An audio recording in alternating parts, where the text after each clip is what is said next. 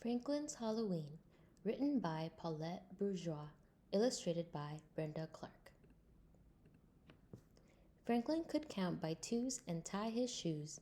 He knew the days of the weeks, the months of the year, and the holidays in every season. Today was October 31st. It was Halloween. Franklin could hardly wait for tonight's costume party. Everyone would be there. Franklin and his friends had talked about the party for weeks. There would be games, prizes, and even a parade. Best of all, there would be a haunted house. "I think there'll be bats and spiders," said Franklin. "And skeletons," added Beaver. Rabbit shivered. "My sister says she saw a real ghost in there last year." "That's silly, Rabbit," said Beaver. "There are no real ghosts." All of Franklin's friends were excited because of the costume contest. Franklin wasn't sure what he was going to wear. He tried on everything in his dress-up trunk, but nothing seemed quite right. Beaver and Goose were keeping their costumes secret. "Try to find us at the party," they giggled. Fox was also mysterious about what he was going to be. "Look for something gruesome," he said. That gave Franklin an idea. He would be something creepy. It took Franklin more than an hour to make his costume. As soon as it was done, he sneaked up behind his father and tapped him on the shoulder. "Trick or treat," said Franklin. "Ah!" gasped his father. "Who are you?" In his deepest, spookiest voice, Franklin answered, "It's me, Frankenstein." On the way to town, Franklin tried to guess who was inside each costume. "At least I don't have to worry about finding Bear," said Franklin. "He's always a ghost." By the time Franklin and his parents arrived, the party had started. Franklin spotted a ghost at the apple bobbing and hurried toward him. "Hello, Bear," Franklin said. "Ooh," answered the ghost. "That's good, Bear," said Franklin. "You sound really scary." Franklin bobbed for an apple. Then he ran to the pumpkin toss.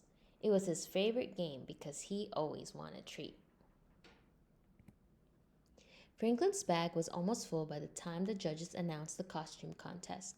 While everyone lined up for the parade, Franklin tried to find more of his friends. He thought he recognized Beaver and Goose, but where was Fox? They marched around the building twice. Franklin made horrible monster sounds and shuffled with stiff, straight legs. He won a prize for being the best green monster. There was only one more thing to do: go into the haunted house. "You first," said Beaver, pushing Franklin toward the door. It creaked open. A skeleton rattled. Chains clanged. There were moans. Franklin stepped on something crunchy. Suddenly, a big, hairy hand reached out of the darkness. Franklin's heart beat hard and fast, but before he could scream, a light was flicked on. "Trick or treat!" shouted Mr. Mole. Franklin looked around nervously. Then he laughed. The hairy hand was only Mr. Mole's mop. "Here's a treat for braving the haunted house," said Mr. Mole. "A ghost came before you. He got so scared he flew away." "But Bear can't fly," said Franklin. "It wasn't Bear," explained Mr. Mole. "Bear is homesick with a nasty cold." Franklin shuddered. If Bear wasn't the ghost, then who was? He ran back to his friends who were waiting in line for the haunted house. "Was it that scary?" asked Fox. "You look like you've seen a ghost." "Maybe I did," said Franklin. He told them what Mr. Mole had said. "You mean that Bear was never here?" asked Beaver. Franklin shook his head. The ghost flew over them. It swooped low and called, "Whoo!" Rabbit twitched. "So what is white? Says whoo and flies." "A real ghost," answered Goose. "Run!" Franklin was about to follow when he saw a feather floating down.